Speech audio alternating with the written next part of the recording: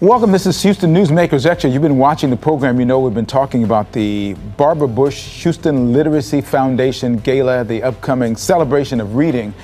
Dr. Julie Fink is the president and CEO of the organization. Russ Levenson is the rector at St. Martin's Church and wrote the book, Witness to Dignity. And it's all about the relationship that you were able to observe. When you say witness to dignity, you're referring to President and Mrs. Bush, President H.W. and Mrs. Barbara Bush.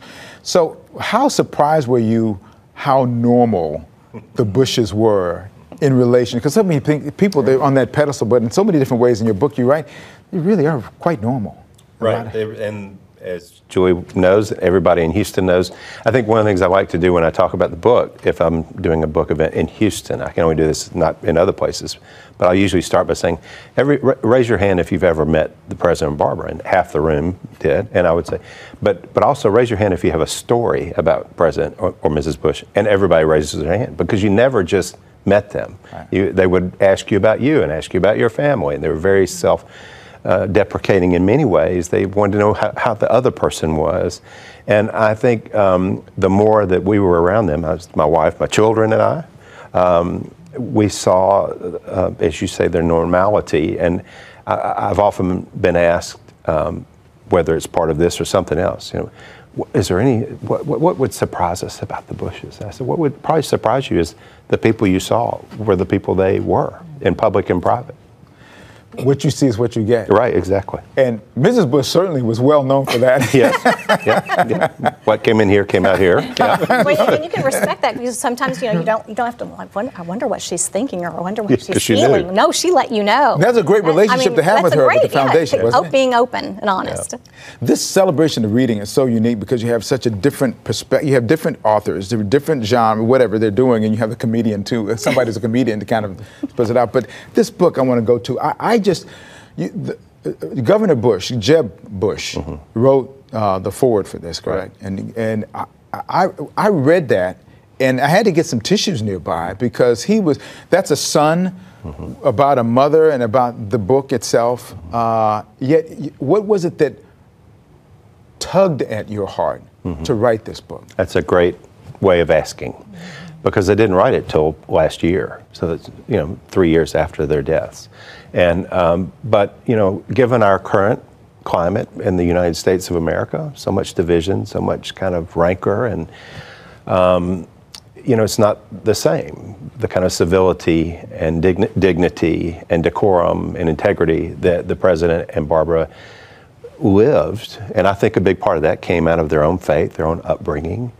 While that wasn't the primary purpose, I think in part it was a chapter of writing the book, because I feel like we needed to be reminded that there is a time, there is a place for good, godly leaders with integrity and faith and character, and we've had that, and I think we're hungering for that.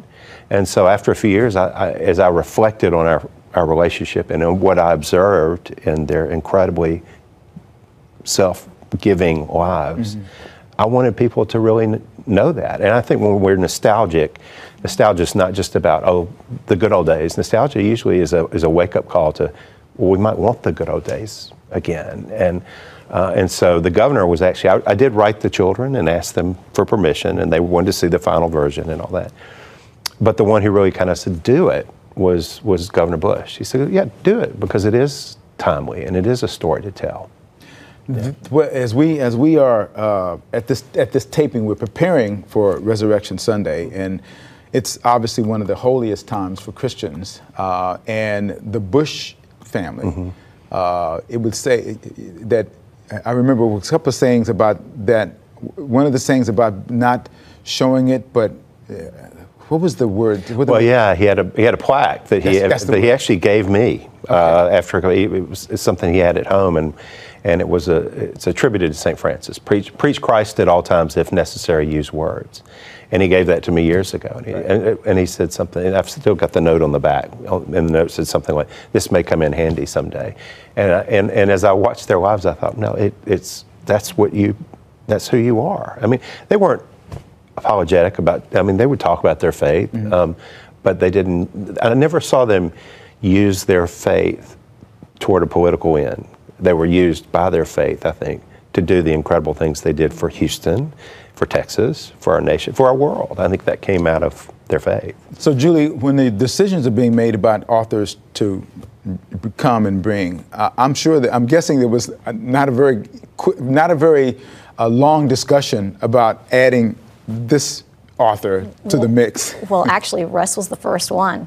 In fact, it was great. I really appreciated it because he actually reached out and said that he was writing the book and that it was going to be published because, of course, he was writing it, and it takes a while to know when exactly it's going to be published. And so he emailed us last summer and said, wanted to let you know, here's the publication date, and inquired, opportunities. And immediately, Neil Bush and I had already been talking about what the theme of this year's event was, and I had proposed faith, family, friends, and so again, apropos to the Bushes having maybe whispering in someone's ear up in heaven of having him reach out to us, and so he was the first one we confirmed. And then we always try, there are so many genres and so many incredible authors, to bring to Houston that we kind of cull through, but we always want to make sure that we are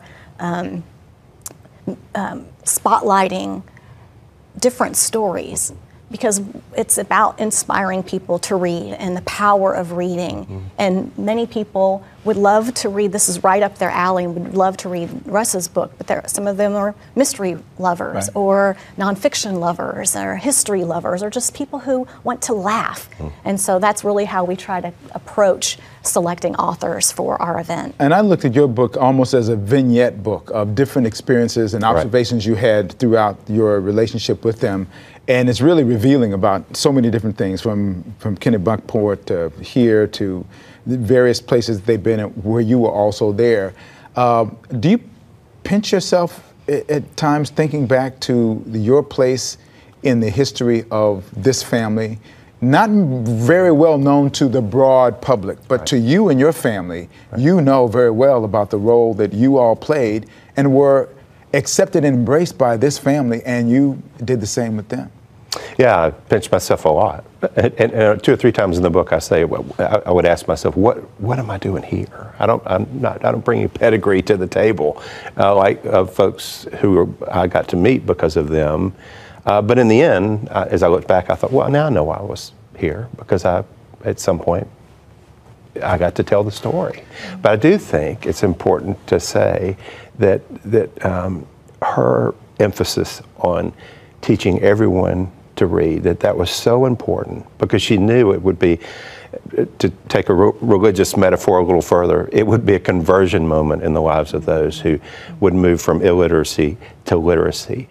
And I think it's so important to see that what they did in their lives, and I think both of them, but certainly Barbara in this moment where we're celebrating reading, is help children, young adults, older adults, find this gift of literacy, and it enables them to do something. Think if you could not read, and Barbara used to talk about that all the time. Helping people read enables them to move further in life, and I think in every arena, whether it's worship or your job or your friendships or being with other people, and so that. But they wanted to do that until their very last days, and I think that is the thing that so impressed me. So I would often leave times with them, my wife and I both, whether we were just visiting them at home or we'd go out to a meal or we were worshiping with them privately, which was the way we did it a lot at the end. I would leave thinking, I need to be a better person. I need to be a better Christian. These people make me feel like I got a lot of work to do. So, you think, am I doing enough? Right, I've got a long way to go. And to that end, I could be doing more. Right. Yeah. That is high praise. Yeah. That is high praise. The book is Witness to Dignity, and look forward to people, if you can get it, whether you can go pick it up and have a hard copy or books on tape. You do well reading, by the way. I just want you to Thank you. That. I do both, a little in between, do both. But the celebration of reading is April 20th at the Hobby Center, and the book's available, I'm sure, wherever you get your books, right? Julie Fink, Reverend Dr. Russ Levenson, Jr., thank you. Thank you. Thank you both for being here. Houston Newsmakers Extra, share this with everyone you know and put a focus on reading.